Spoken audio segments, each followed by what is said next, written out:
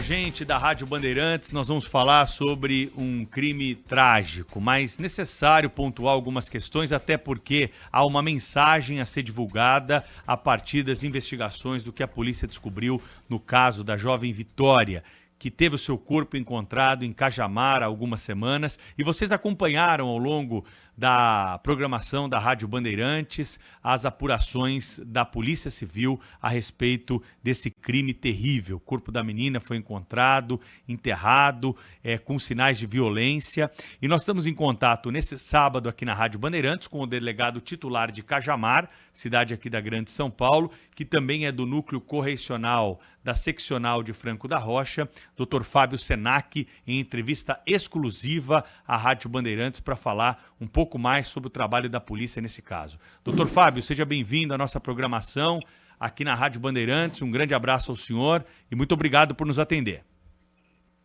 Pedro, muito bom dia, prazer participar do seu programa aí, os ouvintes da Rádio Bandeirantes. Um bom sábado a todos, bom final de semana, se Deus quiser. Como começou a investigação desse caso? A polícia foi informada a respeito do desaparecimento da jovem, depois localizou o corpo. Eu queria que o senhor contasse um pouquinho das primeiras diligências tomadas pela Polícia Civil de São Paulo. Vamos lá, Pedro. Esse caso está coberto por sigilo constitucional, né, nós sabemos, por conta do tipo de investigação que eu estou procedendo, que é em função de análise de telefonia, de dispositivos de comunicação, de telemática e tal, e existe, portanto, um sigilo constitucional que tem que ser observado. Mas os elementos gerais dessa investigação, que são consignados no inquérito, foram deflagrados como se deflagram normalmente os casos de desaparecimento de pessoa. A família vem, registra o boletim de ocorrência de desaparecimento, existe um procedimento preparatório, que é procedimento de investigação de desaparecidos. A gente nem partiu para esse lado, eu já preferi direto instaurar um inquérito policial para verificar o desaparecimento, por conta daquela peculiaridadezinha do começo, que ela conversaria com uma amiga pelo seu telefone, que foi divulgado amplamente. Com isso a gente nós passamos a desenvolver as buscas pelo corpo dela. Acabou, coincidentemente, localizando o corpo de uma outra senhora que, ao que tudo indica, em decorrência dos laudos juntados, teria falecido por morte natural. Foi acusada a caquexia, né, no laudo necroscópico, e para exaurir toda a dúvida, eu ainda assim pedi exame de vísceras da dona Edna, que também é daquele conjunto ali, aquela comunidade de pessoas que vivem. Então todos são conhecidos. Mas não há nenhum elemento objetivo que possa demonstrar vínculo, como pretendem alguns. Passados alguns dias, infelizmente, localizamos o corpo de Vitória, ou felizmente, o desaparecimento, meu amigo. Ele é uma das coisas mais terríveis, porque ele não põe fim ao sofrimento da família enquanto não existe o termo, né, dessa perspectiva, dessa ansiedade. Né? Não se instala o necessário luto, que é para a pessoa poder continuar vivendo, infelizmente. É muito triste, é um dos casos que mais me impacta. Eu sofro mais junto com a família, em cada desaparecimento que eu atuo. E eu trabalhei em alguns casos de desaparecimentos terríveis, né? Em alguns, infelizmente, nós viramos o Brasil inteiro e não conseguimos chegar à conclusão, né? Durante essa carreira de 30 e poucos anos já. Localizamos o corpo dela, tinha, sim, alguns sinais de violência, né? Tanto que alcançou o êxito letal, mas o estado de putrefação instalado já estava muito adiantado. É aquilo que se chama de fase colicoativa. Ele já estava se liquefazendo, né, os tecidos corporais, e há desprendimento de tecidos quando se chega nessa parte. Então, alguma parte da prova fica prejudicada. A partir daí já se adita, né, como nós falamos, nós corrigimos a portaria do procedimento, ele deixa de ser um inquérito de desaparecimento de pessoa e se passa a proceder como um inquérito de homicídio que o é. Existem algumas dúvidas jurídicas, algumas não é dúvidas na verdade, mas sim entendimentos jurídicos diversos sobre a tipificação, mas eu, na condição de delegado de polícia, eu tenho que partir do princípio pro societate. Embora a gente respeite os direitos dos averiguados, dos investigados, nós temos que tomar a postura mais rígida a favor da sociedade, né, e a favor da vítima. Então, eu busquei a tipificação mais severa, compatível com a conduta dele, né, eu tipifiquei como homicídio triplamente qualificado, majorado, inconcluso com sequestro e, posteriormente, ocultação de cadáver. E o senhor acha que isso aí vai dar mais ou menos quanto tempo de cadeia se ele vier a ser condenado? Só para que o ouvinte tenha um parâmetro. Isso dá uma condenação próxima aos 80 anos de efetividade. Mas, assim, nós precisamos lembrar que, na realidade constitucional brasileira, nós não temos penas perpétuas. Então, o limite constitucional para penas é de 30 anos. Uma possibilidade muito factível é que ocorra um fenômeno, e aí eu fico até com medo de usar as expressões de vez em quando, porque são termos técnicos, e aí eu vou falar uma coisa para você agora, daqui a pouco os caras vão falar que eu disse que o cara foi absolvido. Não é isso. Existe um instituto no direito penal que se chama absolvição imprópria. Ele é absolvido da imputação penal, mas é submetido a uma medida de segurança, internado em um hospital psiquiátrico, né? Ele também vai ficar até que 3 exames criminológicos consecutivos atestem que ele tem condição de ser reintegrado na sociedade. Na nossa perspectiva, 30 anos. Vai ser liberado pelo limite constitucional, se assim ele for diagnosticado com a perícia que nós vamos iniciar já no próximo mês, mês de abril, e depois, posteriormente, certamente o juízo vai determinar uma perícia a nível judicial com peritos forenses também, além dos policiais. É Michael, né, o nome dele? Michael. Como é que é o nome dele? Michael. E por que ele fez isso, doutor? O senhor conseguiu chegar à motivação? Ele alega no interrogatório, e a gente acaba recebendo muitas críticas também, vocês estão acreditando na versão. Não. O interrogatório, meus amigos, ele é a primeira oportunidade de defesa, de ampla defesa dos investigados, e tem que ser respeitada. Ali é consignada a versão apresentada por ele. Ele afirma que teria empreendido um relacionamento com ela, não íntimo, não houve intimidades, a coisa de 1 ano. E alega que ela estaria sempre constrangendo ou ameaçando, no sentido de que contaria para a esposa dele. Eu não acredito realmente nessa versão, mas pelo que me demonstra, né, ele teria realmente uma fixação nessa moça, uma moça nova, muito bonita, alegre, trabalhava, estudava, é um caso lamentável. Eu até comentei. E tem prova de que ele realmente falava com ela? Não. Não tem. Tem alguns elementos de ligação de celular que demonstram que ele tentou estabelecer contato com ela, mas a gente tem essa perspectiva nos limites do fato, sabe? Nos dias que intermediam ali.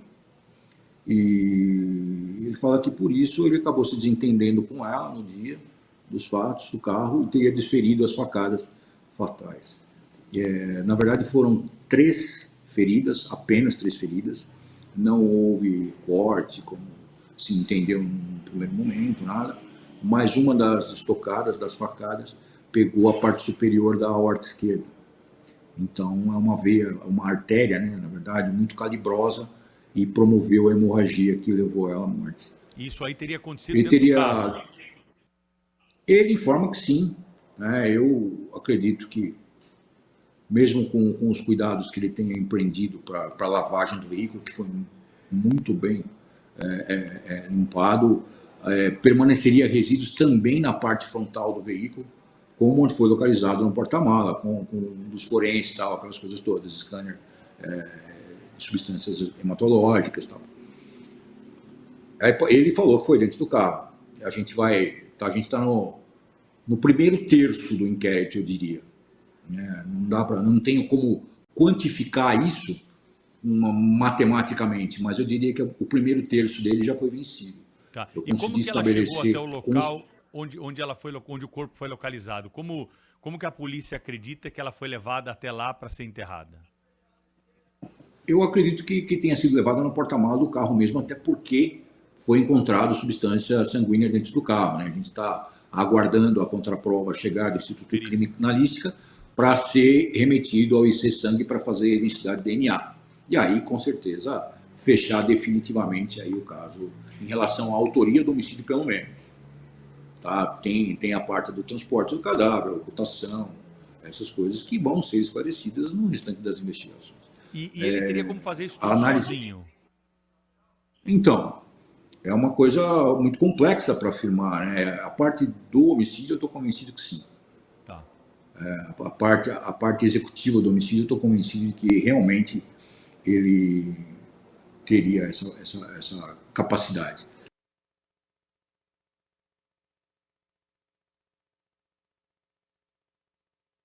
Patologia qualquer, a gente sabe que as capacidades físicas se aumentam, né?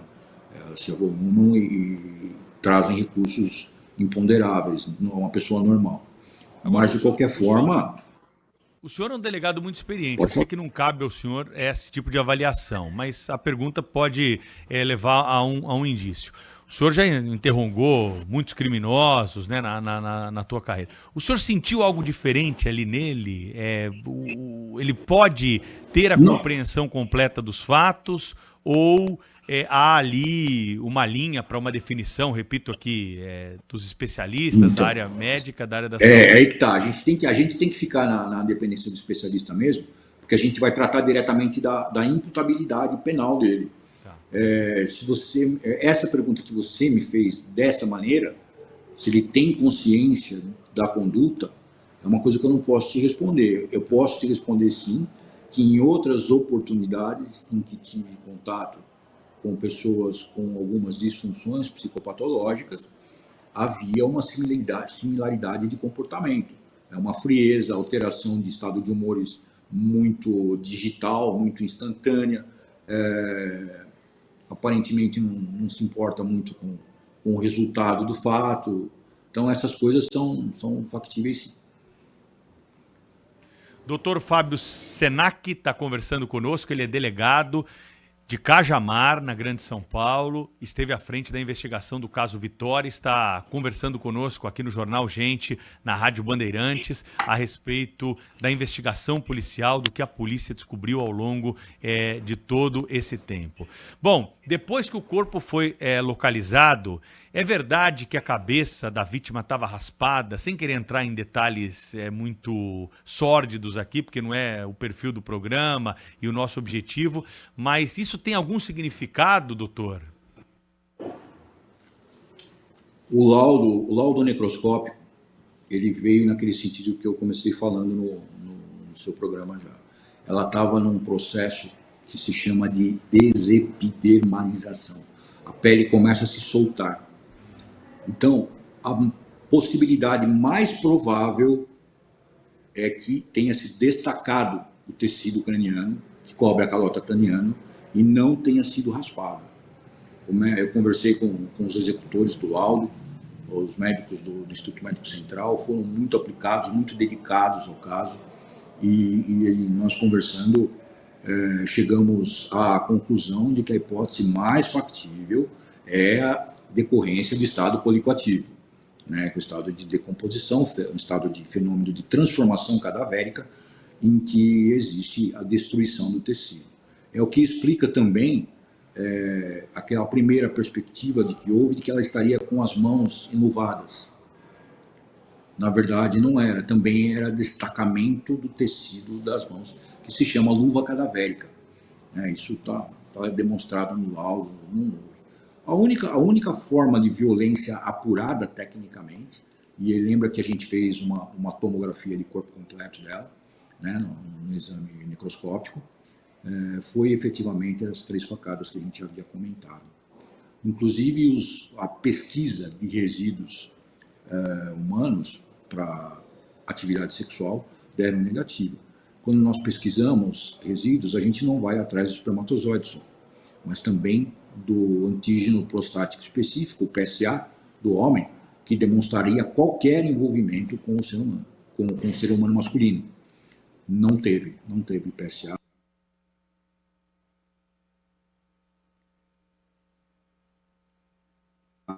De bioquímica, né? Não tem perspectiva subjetiva, não. É reagente químico mesmo, não há erro. Doutor Fábio, por que esse tipo de crime ele tem acontecido? Nós, com as facilidades tecnológicas, claro, temos uma troca instantânea de mensagens. Isso não deveria ser hoje um fator para inibir práticas como essa? Nós já tivemos aqui ao longo da nossa história da crônica policial de São Paulo o caso do Maníaco do Parque, em um outro contexto, em que ele trazia, levava as vítimas até o Parque do Estado e lá estuprava, matava, violentava. Hoje, indícios podem ser percebidos pelo WhatsApp, por mensagens trocadas. O que o senhor traz aí de informação dessa área criminal com a tua Claro, né? experiência? Claro, né? Eu até comentei na coletiva que nós fizemos lá que nós temos uma gigante, uma grande ferramenta nas mãos, que é a internet. Mas, infelizmente, ela traz uma grande potencialidade mesmo, né? Einstein, quando concluiu a energia nuclear, ele jamais teria perspectiva de que seria usado para a bomba atômica, né? Até Oppenheimer também, quando trabalhou no Projeto Manhattan, ele não acreditava na potencialidade destrutiva. E assim, a internet é uma grande ferramenta, só que cada pessoa tem em suas mãos um verdadeiro estúdio de multimídia, de televisão, de telefonia, de radiocomunicação, de transmissão de mensagens. Pais, um pai agora falando para outros pais, por favor, acompanhem os filhos, acompanhem o conteúdo que essas crianças, esses adolescentes, esses jovens consomem. Eu sou pai de uma menina de 15 anos. É impressionante o conteúdo embutido nos aplicativos e nas mídias produzidas para esse público-alvo de juventude. Sem medo de ser generalista, a quase maioria tem um conteúdo deletério e subrepetício. Então, cuidado com contatos anônimos, cuidado com troca de fotos, de imagens, e até, eu sempre falo, cuidado com a própria exposição nesses aplicativos de imagem, nesses aplicativos de conversa. Meus amigos, meus queridos, o celular não é um escritório de psicologia. Ele não é um divã. Não façam disso um local de deposição dos nossos problemas. Às vezes, a distância, a frieza causada pelo equipamento traz mais segurança para a exposição dos seus problemas íntimos. E isso é explorado, infelizmente, por pessoas menos interessadas em promover o bem. Então, a gente tem que tomar esses cuidados, acompanhe o celular dessas crianças, dos jovens. Intimidade ele vai ter quando ele completar a maioridade e cuidar da vida dele. Enquanto eles estiverem sob o poder familiar, por favor, façam uma gentileza para eles mesmos. Acompanhem. Isso é muito importante, viu, Pedro? O doutor Fábio, no celular do acusado pelo crime, foram encontradas trocas de mensagens, imagens de outras mulheres também? Eu vou ser muito cuidadoso aqui, porque aqui a gente está dentro de um daqueles campos que eu comentei com você, do sigilo constitucional, tá? Mas, assim, havia imagem de outras mulheres também, todas com a mesma característica de Vitória.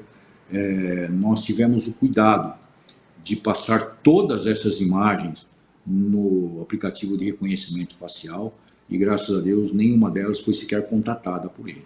Não houve esse problema, não há esse temor, esse risco para que a população tenha, principalmente local aqui, de que haveria alguma perseguição já empreendida. Mas foi um cuidado que a gente teve de início. Assim que tivemos contato com esse conteúdo, a gente já passou essa análise. Chega muita ocorrência na delegacia de Cajamar a respeito desse tipo de perseguição de homem em relação à mulher por conta de imagens que são colocadas em redes sociais, por conta de algum tipo de relacionamento?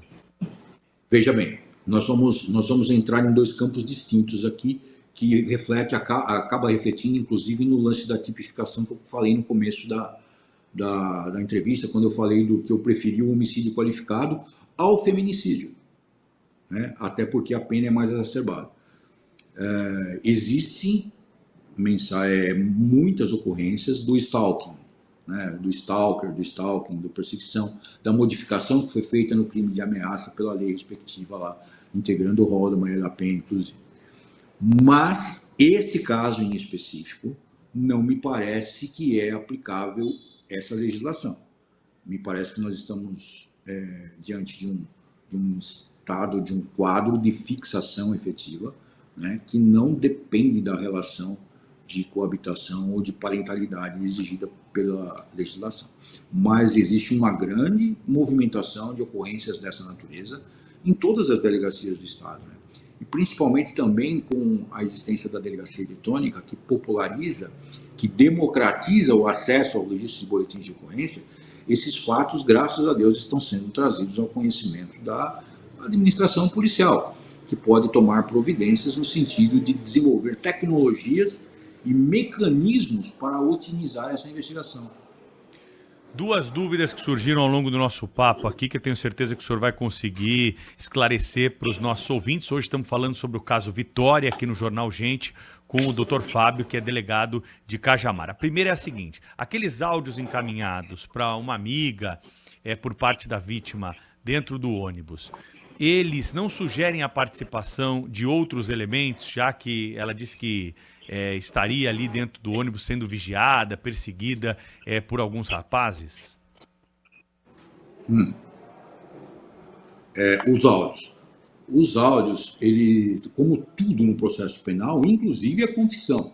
Lembrar que a gente está no processo penal brasileiro. Não existe aquele papo de rainha das provas que existem em outros sistemas penais. Todas as provas devem ser valoradas conforme o contexto arrecadado. No áudio, a mensagem que foi exibida, a menina fala que estava tudo bem, que as pessoas tinham descido. Nenhuma das já perto de 40 testemunhas que nós ouvimos corrobora o fato de que ela teria sido acompanhada ou perseguida após a descida do ônibus. E é aquilo que eu costumo dizer, né? Tudo que não for impossível ainda é provável. Então a gente precisa excluir totalmente isso, que eu acho que vai ocorrer definitivamente com o encerramento do inquérito policial.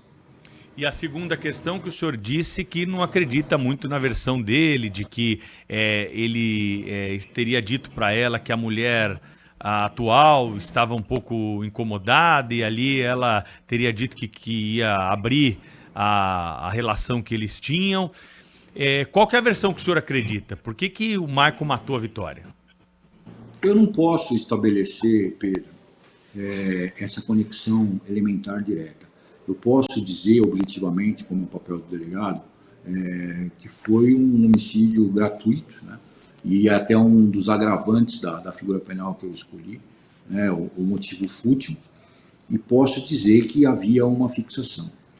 Essa motivação, eu acho que eu só vou conseguir definir ela a contento quando eu tiver em mãos um laudo de psicopatologia forense que eu requisitei, né? E aí, com o concurso dos psiquiatras forenses, lá do Instituto Médico Legal também, aí eu acho que eu consigo definir de uma maneira mais adequada a motivação desse delito, que normalmente é deixada realmente para a última fase do inquérito policial, quando todas as provas já foram solidificadas e permitem que você tenha uma ideia objetiva do que de fato ali aconteceu. Qual que é o prazo que existe para chegar esse laudo até as suas mãos? A gente sabe quando que esse exame vai ser realizado? O exame, nós sabemos, já é no próximo mês, na primeira quinzena. Lógico que um laudo desse tem alguns estudos que têm que serem feitos, né? Eu não posso dizer, como os laudos químicos, físicos, que dependem dos reagentes, então é o prazo dos reagentes.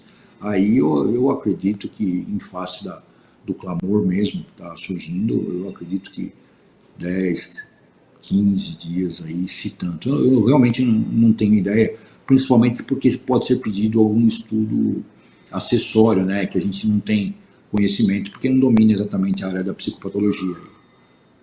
Claro, até porque talvez seja mais de um encontro, né, com os profissionais ali, para que eles Exatamente, possam fechar o exatamente. quadro. Isso é o que acontece normalmente. O senhor falou 2 vezes aqui sobre a tipificação. Para não deixar dúvida para quem está nos acompanhando. O feminicídio, a mulher morta pela condição de ser mulher. E o homicídio, em paralelo, que foi a tipificação escolhida pelo senhor para esse caso da jovem Vitória, tipificado no Código Penal, uma modalidade até mais presente no nosso dia a dia do que o feminicídio, que foi introduzido como uma causa de aumento, aí, um agravante no nosso Código Penal mais recente. Nesse caso, o que te fez fazer a escolha pelo crime de homicídio e não feminicídio?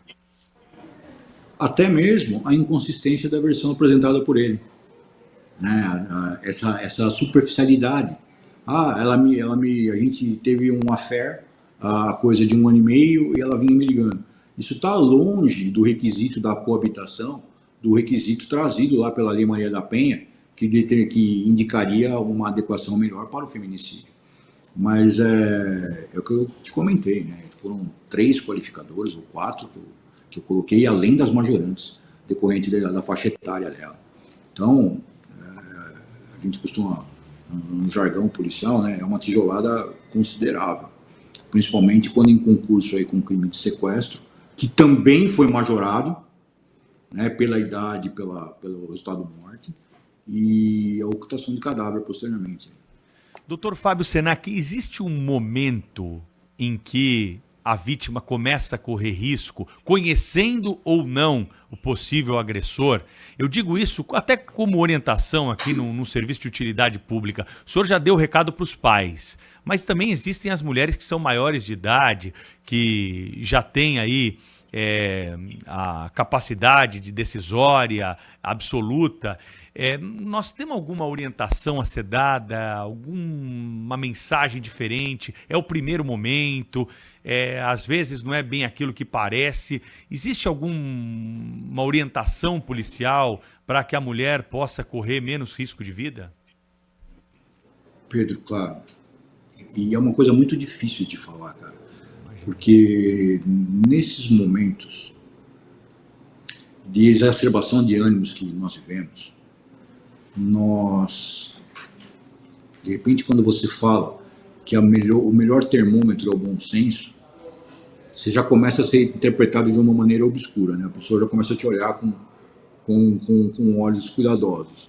Mas, de fato, a gente tem que imaginar que não existem movimentos instantâneos. Observa a natureza. Não existe um elemento instantâneo de comutação. Então, se o cara começou, primeiro, chegou do nada por que chegou ao seu perfil? Chegou às suas formas de comunicação, às suas formas de interação.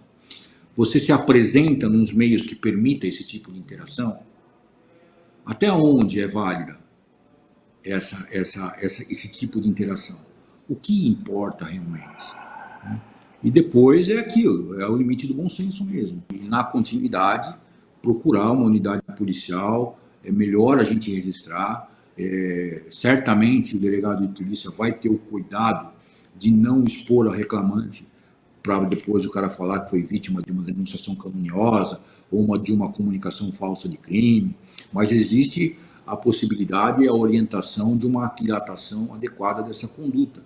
E principalmente, a gente está acostumado a ver algumas questões que, falando, parecem superficiais, mas são tão presentes. Aquelas pessoas que se apresentam como perseguidos políticos em outros países. Existem golpes em que se emprega esse implemento para o cara. Ligação no telefone. O cara toma verdadeiras fortunas da mulher sob a promessa de que seria um príncipe de um país africano que está sendo perseguido pela ditadura. Gente, isso não é razoável. Isso não é razoável. Por isso que eu estou falando. Aparelho celular não é um sofá divã. A gente tem que tomar cuidado. Tem que seguir pelo razoável. E, por favor, ser humano, olhe para você. Lembre-se, você é um ser espiritual e material. Você tem que cuidar da sua saúde. A sua felicidade está em você, não está no outro. Então, quando você busca esses mecanismos de autoafirmação, é uma grande porta aberta para esse tipo de conduta, esse tipo de situação. Doutor Fábio, agradeço muito a sua participação. Para a gente encerrar, eu preciso fazer uma pergunta aqui, porque o senhor tem acompanhado as notícias nos jornais, que a defesa está questionando a forma como foi feito o interrogatório aí do acusado pelo crime. Queria que o senhor pudesse também se manifestar e contar aqui se acredita que houve alguma irregularidade, como que foi feito o processo de oitiva das testemunhas e também do interrogado, nesse caso, Vitória. Veja bem, eu acho que o limite da ampla defesa ele é muito complexo, nem todos os profissionais de direito têm alcance dele. Existe um dispositivo expresso no Código de Processo Penal 265 que diz que a defesa pode se abster de participar do ato, mas jamais pode impedir a confissão do acusado. Na tarde do interrogatório dele, nós notificamos a defesa, eu afirmei a eles que faria a audiência de interrogatório às 19h30. Houve algum dissenso e é facultado a presença do procurador na audiência. Até porque no processo administrativo, no procedimento pré-processual, que é o inquérito policial, a gente tem que lembrar que o contraditório é diferido, ou seja, ele é garantido para o momento processual. Por determinação constitucional, nós entendemos que as provas que não podem ser repetidas devem ter contraditório garantido.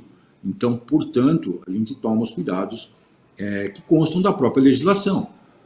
Os advogados da defesa não estiveram presentes, nomeia-se um advogado dativo, que por acaso foi tomado do plantão da Justiça Gratuita em Cajamar naquela noite. Perfeito, não houve nada, houve testemunhas externas, houve todas as garantias, não só para o investigado, mas como também num caso desse, os cuidados que permeiam a colheita da prova num caso dessa natureza têm que ser observados. E não houve nenhuma afronta aos mandamentos constitucionais e procedimentais, tanto que ontem os próprios advogados, tentando os processos que são pertinentes para a liberação do seu cliente, entraram com um pedido de liberdade, anteontem, na verdade, nós estamos falando da quinta-feira, hoje sábado. Ajuizaram um pedido de liberdade provisória com base na motivação e elementos de testemunho. Eu estou lembrando que a gente está no curso de uma prisão temporária, que é uma prisão investigativa e de domínio da autoridade policial. Então, não sei se talvez seja essa efetivamente a melhor escolha, mas é uma estratégia da defesa respeitável. O que eu gostaria é que a ética e a deferência fosse mantida como nós fazemos e buscamos um meio procedimental. Né? Tem também uma outra medida que foi intentada, mas foi em função do juízo, não em função da minha conduta persecutória aqui. Foi um habeas corpus, mas não vou entrar em mérito e sem maiores delongas, foi impetrado em cima do juiz. Do juiz, não do delegado, sim. Doutor, só faltou perguntar também para o senhor o seguinte, o Maico tinha passagem pela polícia, ele tinha alguma condenação, alguma investigação? Não, sem condenação. Sem condenação. Tá. É o que chama... Ele é uma pessoa jovem, né? E realmente as características fenotípicas dele, pelo amor de Deus, o cara é lombrosiano. Não sou lombrosiano. Mas a experiência já demonstrou que algumas características são reiteradas, né? E as formas de conduta, as posturas pessoais, e é o que acontece com o caso do Maico. Ele chama atenção, efetivamente. Com 20 minutos de conversa, você já tem a atenção despertada. Eu acho que dentro do que cabe ao senhor a falar, o senhor conseguiu passar o recado. Nós vamos aguardar essas confirmações da área médica, mas o ouvinte da Rádio Bandeirantes já tem aí uma noção do que nós estamos tratando. Dr. Fábio Senac, muito obrigado por conversar conosco com exclusividade aqui na Rádio Bandeirantes nessa manhã, detalhando um pouco dessa investigação, trazendo orientação. O nosso jornalismo aqui é calcado com esses objetivos, né? Trazer fatos, informação de uma forma clara, direta, aberta e também uma orientação, porque esse caso chamou muita atenção e tenho certeza que há indícios aí que podem, né, ajudar a reprimir crimes parecidos com as orientações que foram passadas pelo senhor nessa manhã aqui na nossa programação. Bom fim de semana, um grande abraço, até uma próxima. Tomara que para falar de um assunto Obrigado, melhor... Pedro, bom fim de semana. Espero que todos tenham entendido o que eu falei, que às vezes os termos técnicos são meio chatos, mas espero que tenha alcançado a todos aí. Bom fim de semana a todos. Grande